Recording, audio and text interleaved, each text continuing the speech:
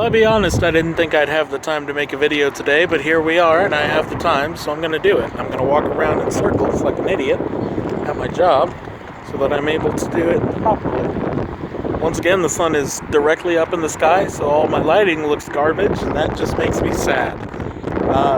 But today I want to talk about how to properly use hype. How to, kind of manipulate the hype train around certain events. And I think this is best seen in example with the song that everybody still knows and still sings because it is a very good song, Call Me By Your Name.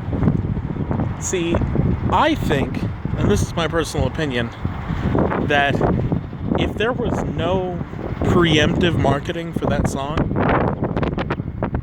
it would be a flash in the pan. And now, I might get crucified for saying that, but I really do think that the Lil Nas X would be nowhere near as popular as he is if he did not do all of the insane, incredible marketing that he did for that song. People were hyped for that song before it even came out, long before it came out. He was teasing people about that song coming out. He was like, oh, this song, I got this wonderful song in the words. It's, whenever I drop it, it's going to be a banger, blah, blah, blah. He was on Twitter about it. It showed up in a commercial before the song came out. And then as soon as it came out, boom, smash hit. And so, we have got like Nas, who's had 3 songs, all of which have become, these legendary meme songs, legendary important songs. And I believe a large portion of that is the way that they were marketed. The timing was right. The marketing was right. The interaction with fans was right. He did so much right that the songs could have been trash and they still would have been popular for at least a little bit. Now, of course, he still makes good music. But do I think that he would have been nearly as popular without doing everything right like he did? No, probably not. So it's all about, what is it people want? They want a spectacle, they want a show, they want to see something crazy, something they've never seen before. And even if you can't provide that, all you got to do is make them think you're going to provide that. The KSI, which one is it, Jake Paul? Whichever the one that's actually that fight is everywhere. We're so hyped to see KSI just beat the motherfucker's ass because of the hype that was built. Nobody would give a shit about that fight if there wasn't hype surrounding it. They're manipulating the hype train. They're YouTubers and popular ones. They know how this shit works, especially the Paul brothers. So they're using the hype that y'all are generating to make money. It's brilliant. It's how it's supposed to be done to make money. However, it is still kind of scummy because you're manipulating the thought process of somebody to get more money out of them and to hype it up even more. Because the bigger that fight gets before it actually happens, the more money they get from payouts because everybody wants to see it. Everybody's talking about them now. Everybody's checking out all their previous fights. Everybody's going back to see, who's really going to win this. Because they talked about it before it happened. It's a big deal. The longer you can keep hype rolling before an actual event, the bigger the event will be. And that's how it works. And we're starting to see a lot more people, I think, actually using that mindset properly.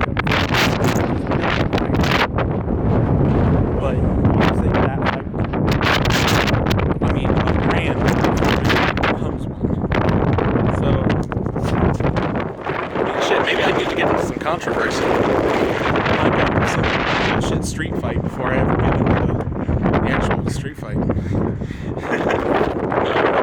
Hopefully I will never have to do that. This channel is more about a personal process. Not really interested in, the fame part of it. More importantly to me is, documenting how I feel about life what's going on in my life. And even if it never really becomes, a brand that I can do shit like that, I'll still be happy with it. And that, I think, is important, is being happy with what you create, not just making money off of it. So that's just where I'm at. I still like Lil Nas' music. I still understand that, he's building a brand of uniqueness. He's doing his shit, and he probably enjoys some of that. It's probably just fun for him to, kind of make it as crazy and wild as possible. But, the Logan Paul, I think it's Logan Paul, fuck.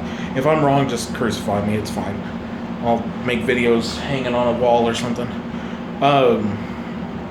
The Logan Paul KSI fight thing, but the boxing's been doing that for years. Hype the fight into oblivion, especially like legacy fighters, like that kind of shit. They did it with McGregor versus the boxer. Fuck, I don't know. I'm not into this shit because I don't get on the hype train. It just goes right past my station, and I don't even let it stop. They did it with that too. This was hyped up. They were talking shit. But every boxing match is like that. Every MMA fight is like that. That's the point. You're building hype. But the problem is that they got to the fight and it was boring as hell because one of them is a boxer and the other one is an MMA fighter who doesn't have half the tools in his fucking toolkit. So obviously, especially the boxer is retired. So it's like a retired boxer going against somebody who doesn't box. It's less than a normal boxing match. The only important thing about it is the hype and the names, and that's where they get the money. So just be conscious of that shit.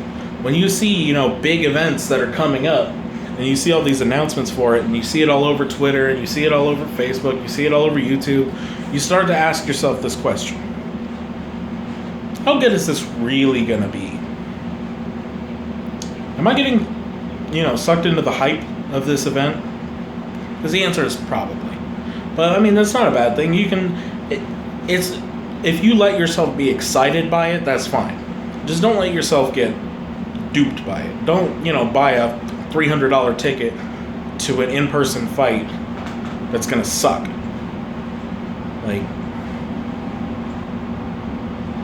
Like I could have saw a normal fight between two decent competitors for half the price, and the only thing I would have gotten out of that was different was that the names weren't as important to the groups that I'm a part of.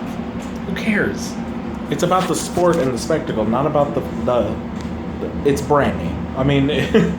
It's brands, and that's the difference. Brand names. You pay for the Logan Paul name. You pay for the KSI name. That's what you're paying for. That's why you pay so much more to see a championship fight. It's because these fighters, not because the championship fight is more important, but because you think it's more important. They will hype up anything that they can make you think is more important. Because they're manipulating you. It's not necessarily a bad thing. The market has always been manipulative. Just be aware of it.